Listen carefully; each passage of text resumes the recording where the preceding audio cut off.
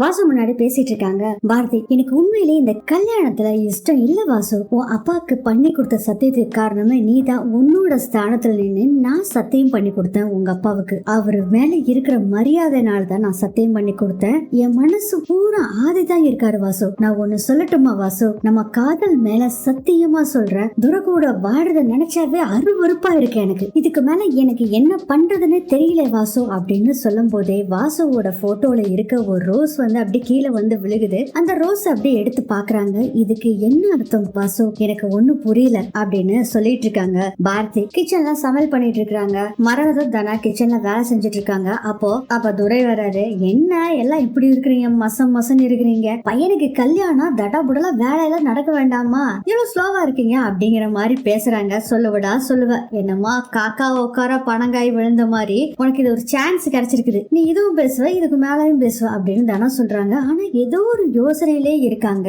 மரகதம். அத பாக்குறாரு துரை. மா நீ ஏமா மௌனமா ஏதோ ஒரு யோசனையிலே இருக்க? டே அது ஒண்ணு இல்லடா, கல்யாணத்தை வச்சுக்கிட்டு பாரதி இன்னைக்கும் ஆபீஸ் போறேன்னு போய் நிக்கிறாடா, அதை நினைச்சா தானே எனக்கு பயமா இருக்குது. மா கவலைப்படாத, நான் பாத்துக்கிறேன் அப்படின்னு துரை ஒரு பக்கம் சொல்ல, தனா சொல்றாங்க, மா அத எல்லாத்தையும் விடுமா, நான் பாத்துக்கிறேன், நான் அப்புறம் எதுக்கு இருக்கிறேன் அப்படின்னு சொல்றாங்க. அடுத்ததே ஹால்ல மணி உட்காந்து பேப்பர் படிச்சிட்டு இருக்காரு. அப்ப தனம் வர்றாங்க. ஏங்க நீங்க வாட்ல பேப்பர் படிச்சிட்டு இருக்கீங்க, கல்யாணத்துக்காக வேண்டிய வேலையெல்லாம் பார்க்க வேண்டாமா? ஏ தனம், நான் ஏற்கனவே எல்லாம் முடிச்சாச்சு, நான் சொன்ன மாதிரி செஞ்சுட்டேன் அப்படின்னு சொல்லும் போதே பாரதி தமிழ் 2 பேர் வர்றாங்க. அப்போ வந்து நின்னோடனே தனா கேக்குறாங்க, எங்க போற அப்படின்னு கேக்குறாங்க. நான் ஆபீஸ்க்கு போறேன் அப்படின்னு சொல்லும் போதே கரெக்டா மரகதம் துரை 2 பேர் வர்றாங்க. அம்மா தாயே, உன்னோட கடமை உணர்ச்சிக்கு அளவே இல்ல. அதான் கல்யாணம் முடிஞ்சோடனே துபாய் போறோம்ல, முதல்ல எதுக்கு இந்த ஆபீஸ கட்டிட்டு அழுதுட்டு இருக்க, போய் வேலையை பாரு அப்படிங்கிறாரு துரை. துரை பாத்தீங்கன்னா முதல்ல பம்மி பேசிக்கிட்டு இருந்தாரு. இப்ப கொஞ்சம் ரொம்ப எகிர ஆரம்பிச்சிட்டாரு. தமிழ் முறைச்சு பாக்குறத பார்த்துட்டு, என்ன தமிழ் மறைக்கிற, உங்க அம்மாவுக்கு கல்யாணம் இல்ல, லீவ் எடுத்துதானே ஆகணும் அப்படின்னு சொல்லி கொஞ்சம் திட்டுறாரு. கொஞ்சம் ஹார்டாவே பேச ஆரம்பிக்கிறாரு. அதை பார்த்தோன்னே, இப்ப எதுக்கு குழந்தைய திட்டுறீங்க, நான் ஆபீஸ்க்கு போகணும், போய் என்னோட வேலை எல்லாத்தையுமே ஹேண்ட் ஓவர் பண்ணிட்டு வரணும், நான் அதுக்காக தான் போறேன்னு சொல்லும் போதே ஓவரா எகிர ஆரம்பிச்சிடுறாரு துரை. அதுதான் நான் சொன்னேன்ல, ஆபீஸ்க்கு போக வேண்டான்னு சொன்னேன், அப்புறம் என்ன பேசிக்கிட்டே இருக்க, முதல்ல உள்ள போ, டேய் நிறுத்துறா அப்படின்னு ஒரு சவுண்ட் கேக்குது. எங்கடா சவுண்ட், யாரது அப்படின்னு திரும்பி பார்த்தா அங்க நின்னுட்டு இருக்காரு ரத்னம். என்னடா நினைச்சுக்கிட்டு இருக்கிற, குரலா வசதி பேசிட்டு இருக்க, வீட்டுக்குள்ள பாவம் போகுதுன்னு சொல்லி பாரதி மாதிரி ஒரு நல்ல புள்ளைய கல்யாணம் பண்ணி கொடுத்தானாச்சு நீ திருந்துவேன்னு சொல்லி உனக்கு கல்யாணம் பண்ணி வைக்கலான்னு யோசனை பண்ணா, நீ என்ன ஓவரா பேசிக்கிட்டு இருக்க, இந்த புள்ளகிட்ட ஏதாச்சும் அதிகாரம் பண்ற வேலையெல்லாம் வச்சுக்கிட்டேன்னு வச்சுக்கோ, அப்புறம் நான் மனுஷனாவே இருக்க மாட்டேன். சத்தமெல்லாம் என்ன ஓவரா இருக்குது, நம்மள கேட்க ஆள் இல்லைன்னு சொல்லிட்டு ஓவரா பேசிக்கிட்டு இருந்தேன்னு வச்சுக்கோ, தோலை ஒழிச்சு போடுவேன், ஜாக்கிரதை. உங்க அம்மா அன்னைக்கு புள்ள உருப்படாம போயிருவான், பாவம், கல்யாணம் பண்ணி வைங்க அப்படின்னு சொல்லி கெஞ்சி கேட்டதுனாலதான் இதை ஏற்பாடு பண்றேன். இப்படியே நீ சண்டீர்த்தனம் பண்ணிக்கிட்டு இருந்தேன்னு வச்சுக்கோ, அவ்வளவுதான், இப்பவே இந்த கல்யாணத்தை நிறுத்தி போடுவேன்,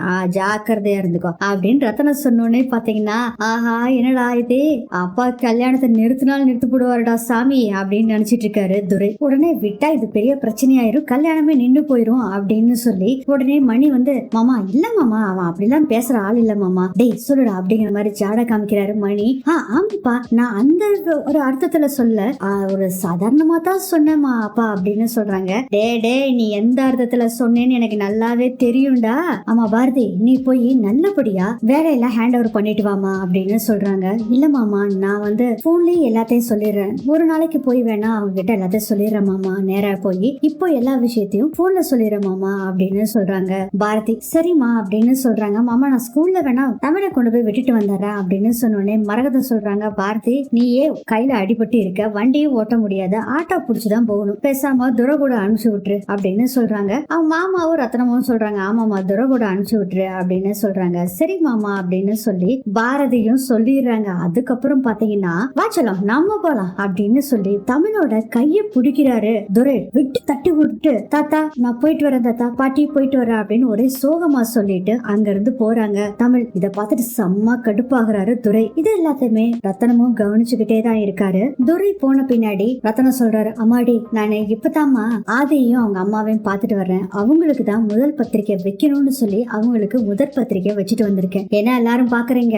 அவங்க நமக்கு செய்த உதவிக்கு இதெல்லாம் பெருசே இல்ல, அவங்கள என்னைக்குமே நம்ம மறக்கவே கூடாது, அதனாலதான் அவங்களுக்கு மரியாதை கொடுக்கற வகையா முதல் பத்திரிக்கை வச்சுட்டு வந்தேன், அவங்களை கௌரவிக்கணும்ல அதான் அப்படின்னு சொல்லிட்டு மரகதா கொஞ்சம் தண்ணி கொடு அப்படின்னு சொல்லிட்டு அந்த சைடு போறாரு ரத்னம். அடுத்தது துரை வண்டியில பாப்பாவை கூட்டிட்டு வந்துட்டு இருக்கும் போது ஒரு போன் கால் அடிக்குது. தமிழ்குட்டி, சித்தப்பாக்கு ஒரு போன் கால் வருது, நான் என்னன்னு கேட்டுட்டு வந்துடுறேன் அப்படின்னு சொல்லிட்டு இறங்கி தூரமா நின்னு பாத்தீங்கன்னா பேசிக்கிட்டு இருக்காங்க. அப்போ ஒரு லேடி பேசுறாங்க. அவங்க பேரு சுமதி. என்னையா இது, என் போனை பார்த்தா நீ போன் எடுக்கவே மாட்டேங்கிற, அதனாலதான் நான் என் ஃப்ரெண்டு போன் பண்றேன் அப்படின்னு. சுமதி, அப்படிலாம் இல்ல சுமதி, ஆக்சுவலா இவங்க யாருன்னா நம்ம துரையோட லவ்வர் போல இருக்குதுங்க. நீ எனக்கு போன் பண்றப்ப நான் கொஞ்சம் பிஸியா இருந்தேன் சுமதி, அதனாலதான் நான் போன் எடுக்கல.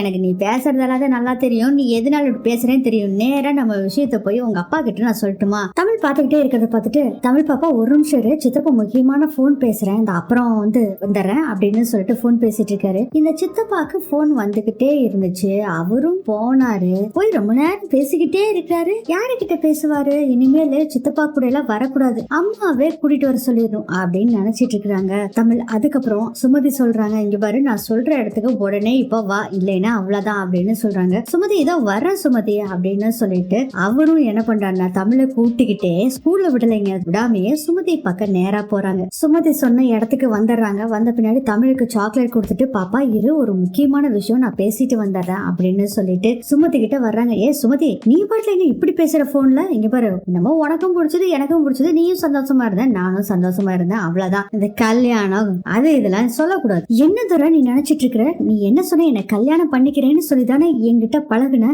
இப்ப என்னன்னா உன் அண்ணிய கல்யாணம் பண்ண சொன்னோன்னே நீ பாட்டுல மனசு மாறிட்ட, நீ கூப்பிடுறப்ப வர்றதுக்கும் போறதுக்கும் நீ வச்ச ஆள் இல்ல அப்படின்னு சத்தமா பேசுறான்னு. ஏய் பேசாம உஷ் அப்படின்னு சொல்லிட்டு திரும்பி பாக்குறாரு. பாப்பா உட்காந்துட்டு இருக்கிற பார்த்துட்டு, சத்தம் போடாத அப்படின்னு சொல்லிட்டு, என்ன நான் தான் ஏற்கனவே சொன்னேன்ல, கல்யாணம் முடிஞ்ச உடனே சொத்து என் கைக்கு வரும், வந்தோடனே உனக்கு கொடுக்க வேண்டியதை கொடுத்துறேன்னு சொன்னேன்ல, இதை விட்டுட்டு காதலு கருப்பு போயிருச்சு அப்படி இப்படின்னு சொல்லிக்கிட்டு இருந்தேனா அப்படின்னு திட்டுறாங்க. துரை, துரை உன் மேல உயிரே வச்சிருக்கேன் துரை, உன் கூட சேர்ந்து வாழணும்னு நினைக்கிறேன் துரை அப்படின்னு சொல்லி சுமதி சொன்னோடனே கழுத்து நடிக்கிறாரு செம்ம கோவத்துல. துரை, என்னடி நினைச்சுக்கிட்டு இருக்கிற? செம்ம கோவத்துல என்ன பண்றாருன்னா கல்ல தூக்குறாருங்க. கரெக்டா வண்டியை விட்டு இறங்கி நம்ம தமிழும் பாக்குறாங்க. கல்ல தூக்கி உன் மேல பூற்று வண்டி அப்படின்னு சொல்லிட்டு கல்ல தூக்கி போட போறாரு. அப்புறம் கீழே போடுறாரு கல்ல. ஏய் என் பாரதி, நீ பாத்திருக்கியாடி? சும்மா தள்ளன்னு தக்காளி பழம் மாதிரி இருப்பாடி. உன்னை பாத்தியா? பாரதி முன்னாடி நீ ஒண்ணுமே இல்லடி. இங்க பாரு, கல்யாணம் முடிஞ்சோடனே நான் குடுக்கிற காசை வாங்கிட்டு